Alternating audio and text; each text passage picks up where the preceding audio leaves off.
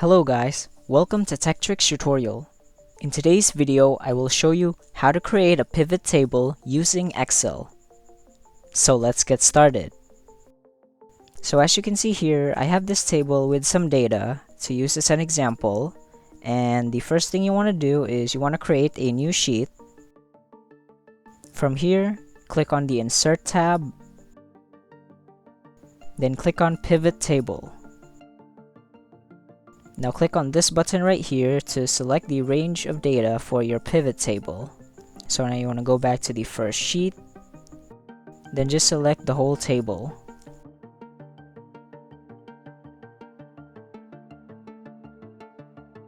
After that, click on this button right here, then hit OK.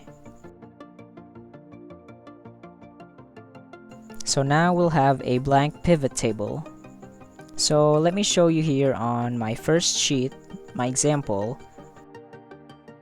The values that I'm going to be using are in the policy column and insured value column. So that's what I'm going to be selecting here. So this will depend on your table. Alright, so as you can see, policy has been renamed to row labels. So let's go ahead and change that real quick so it looks much better.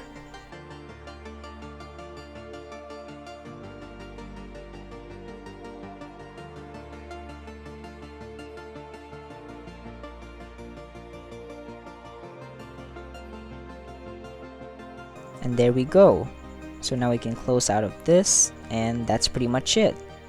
Thank you for watching this video. If you found this video helpful, please consider dropping a like and subscribing to the channel.